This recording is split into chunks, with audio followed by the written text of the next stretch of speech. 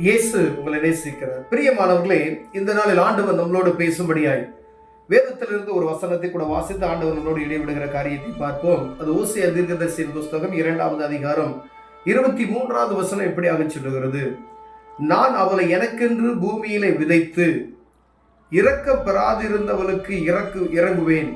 என் ஜனமல்லாதிருந்தவர்களை நோக்கி நீ என் ஜனம் என்று சொல்லுவேன், அவர்கள் என் தேவனே என்பார்கள் என்றார். பிரியமானவர்களே, ஆண்டவர் அவருக்கென்று ஒரு ஜனத்தை பிரித்தெடுத்து அவரை ஆராதிக்கும்படியாய், அவரை வழிபடும்படியாய் ஒரு பரிசுத்த கூட்டத்தை அழைத்து வந்தார் என்பது நாம் அறிந்திருக்கிறோம். ஆனால் இங்கு ஆண்டவர் சொல்லுகிறார், நான் அவளை எனக்கென்று பூமியில விதைத்து என் ஜனமல்லாதவர்களை என் ஜனம் என்று சொல்லுவேன், அவர்கள் என் தேவனே என்று சொல்லுவார்கள். ஆண்டவர் நமக்கு கொடுக்கப்பட்ட சில வாய்ப்புகளை நாம் சரியாக பயன்படுத்தி கொண்டோமையானால், சில நேரங்களில் சொல்லுவோம் பார்த்தீங்களா, வருகிற வாய்ப்பு என்ன செஞ்சக்கூடாது, இழந்து போய்விடக்கூடாது அப்படின்னு சொல்லி. ஆண்டவர் தருணங்களை நமக்கு அடுத்தடுத்து தந்து கொண்டே இருக்கிறார். ஒருவனு கெட்டு போகாதபடி நித்திய ஜீவனை பெற்றுக்கொள்ளும்படியா ஆண்டவர் என்ன செய்கிறார்னா, தருணங்களை, என் மகன் இப்ப இருக்கட்டும், ஒரு மரத்தினுடைய கதையை நம்ம கேள்விப்பட்டிருப்போம். இந்த வருடம் இருக்கட்டும், கனி கொடுத்தால் சரி, உனக்கா கொடாவிட்டால் அப்படின்னு சொல்லி கேள்விப்பட்டிருக்கோம். சின்ன வயசுலயே சண்டேஸ் கிளாஸ்ல நம்ம கேள்விப்பட்டிருக்கோம். தோட்டக்காரன் பரிந்துரைக்கிறதையும், ஆண்டவராகிய இயேசு கிறிஸ்து என்ற தோட்டக்காரர் இந்த மாதிரி இந்த ஒரு வருஷம் இருக்கட்டும், அதுக்கு நான் தண்ணி ஊற்றி போட்டு அதை எப்படியாவது நான் அதை சீர்படுத்தி கனி கொடுக்க வைத்து விடுவேன் என்று சொல்லுகிறதை நான் பார்க்க முடிகிறது. பிரியமானவர்களே, அதே போலதான் இப்ப வரைக்கும் கிருபை என்ற காலத்துல நாம் வாழ்ந்து கொண்டிருக்கிறோம். இங்க ஆண்டவர் சொல்லுகிறதை, என் ஜனம் இல்லாதவர்களை என் ஜனம் என்று சொல்லுவார்கள், நான் அவர்களை சொல்லுவேன், அவர்கள் என் தேவனே என்று சொல்லுவார்கள். அறியப்படாதவர்கள் அறிந்து கொள்ளக்கூடிய ஒரு நாட்கள் வரும். ஆனா அப்பா பிதாவே என்று கூப்பிடக்கூடிய புத்திர சுவிகாரத்தின் ஆவியை தந்த நமக்கு நாம் என்ன செய்கிறோம் என்பதை பார்க்கும்படியாய் ஆண்டவர் உங்களோடும் என்னோடும் பேசுகிறார்.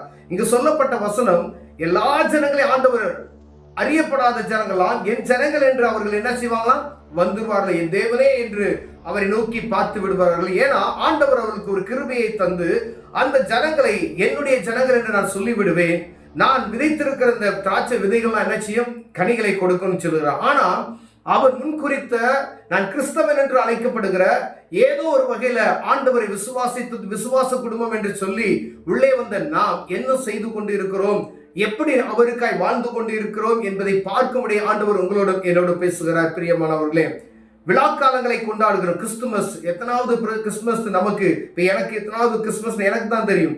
பல கிறிஸ்துமஸ்களை கடந்து விட்டோம். இயேசு கிறிஸ்து பிறப்பு நிகழ்ச்சியை கொண்டாடுகிறோம், புதிய ஆண்டுக்குள் கடந்து செல்கிறோம். இப்படிப்பட்டதான ஒவ்வொரு வருடமும் ஒவ்வொரு விதமான காரியத்துக்குள் நம்ம கடந்து செல்கிறோம். நான் எனக்குள்ள ஒரு டிசிஷன், எப்படியாவது நான் ஏதாவது ஒரு காரியம் எடுக்கணும்னு சொல்லி எனக்குள்ள ஒரு ஆதங்கம் இருக்கிறதா என்று பார்க்கும்படியே ஆண்டவர் அழைக்கிறார். ஒருவேளை இந்த கிறிஸ்துமஸினுடைய வாழ்க்கை மாற்றம் எப்படி இருக்கிறது, ஆண்டவருக்காய் நான் ஏதாவது செய்யணும், ஆண்டவருக்காய் நான் கனி கொடுக்கணும். ஏன் அப்படின்னா, எனக்கு கொடுக்கப்பட்ட வாய்ப்புகள், அவர் அப்பா பிதாவே என்று கூப்பிடக்கூடிய புத்திர சுவிகாரத்தின் ஆவி எனக்கு தந்தாரே, நான் கிறிஸ்தவன் என்று அழைக்கப்படுவதற்கு என் தேவன் என்னை சபையில வைத்தாரே, அதை மறந்து விட்டேனே, அவருக்காய் நான் ஏதாவது செய்யும்படியாய் நான் வாஞ்சையுள்ளவனாய் இருக்கிறேன் என்று ஒருவேளை நம்ம இருதயத்தில் நினைப்போமையானால் ஆண்டவர் உங்களை பயன்படுத்த வல்லமையுள்ளவராய் இருக்கிறார். பிரியமானவர்களே, ஒருவேளை அநேக வருடங்கள் கடந்து சென்று விட்டது, எனக்கும் தெய்வத்துக்கு சம்பந்தம் இல்லை, ஆனால் கிறிஸ்தவனாய் இருக்கிறேன், ஒரு பரிசுத்தம் கிடையாது, ஒரு விசுவாச அறிக்கை கிடையாது, ஆண்டவரை தூரப்படுத்தி வைத்திருக்கிறேன், கிறிஸ்தவன் என்று பேர் எனக்கு மாத்திரம் இருக்கிறது. குடும்பத்துல கிறிஸ்துமஸ் ஊருக்கு சர்ச்சுக்கு போறோம், நல்ல ஆடம்பரமான செலவுகளை செய்கிறோம், ஆனாலும் ஆண்டவர் விரும்புகிற ஒரு விருப்பம் எனக்குள்ளும் உங்களுக்குள்ளும் இருக்கிறதா என்று பார்க்கும்படி ஆண்டவர் உங்களோடு என்னோடு பேசுகிறார். பிரியமானவர்களே, ஆண்டவர் விரும்புகிற காரியம், இந்த எனக்காய் கொடுக்கப்பட்ட என் மகள், எனக்காய் நான் வைத்திருக்கிற இந்த மகன் கனி கொடுப்பானா என்று பார்க்கும்படி ஆண்டவர் உங்களையும் என்னையும் விசாரிக்கிறவராய் வந்து இருக்கிறார். அத்திமரத்தினுடைய கதை நாம் கேள்விப்பட்டு இருக்கிறோம். ஆண்டவருக்கு பசி உண்டாயிற்று, அந்த அத்திமரத்துக்கு நேரம் போறாரு, அது செழிப்பாய் இருக்கிறது, அது நல்ல பச்சை பச்சைன்னு இருக்கிறதை நாம் பார்க்க முடிகிறது. வேதம் அப்படிதான் எழுதி இருக்கிறது. ஆனால் கனி ஒன்றும் இல்லை. அதே போலதான் நாமும் இன்று இருக்கிறோம், நல்லா இருக்கிறோம், சர்ச்சுக்கு போறோம், எல்லாத்தையும் செய்யறோம், நல்ல கனி கொடுக்கிறது போல காணப்படுகிறோம், பார்ப்பதற்கு கனி இருக்கிறவர்களை போல காணப்படுகிறது.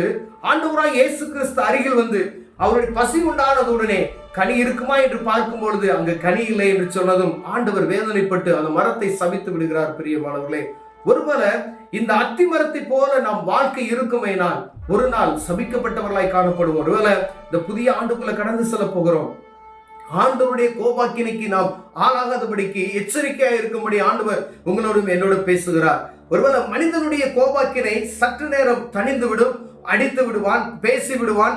ஆனால் ஆண்டவருடைய கோபாக்கினைக்கு ஆளாகாதபடி நாம் எச்சரிக்கையா இருக்கும்படியாய் மீண்டும் மீண்டுமாய் இந்த புதிய வருடம், இந்த கிறிஸ்துமஸ் எனக்கு ஒரு மாறுதலான கிறிஸ்துமஸாய் மாறும்படியாய் ஆண்டவர் விரும்புகிறபடியினாலே இப்படிப்பட்ட வார்த்தைகளோடு நம்மளோடு இடைப்பட்டு கொண்டே இருக்கிறார். பிரியமானவர்களே, பார்த்து கொண்டு இருக்கிற என் அன்பு சகோதரனே, சகோதரியே, நீங்க கிறிஸ்தவர்கள் என்று இருப்பீர்களானால் ஆண்டவருக்காக ஏதாவது செய்து விடுங்க.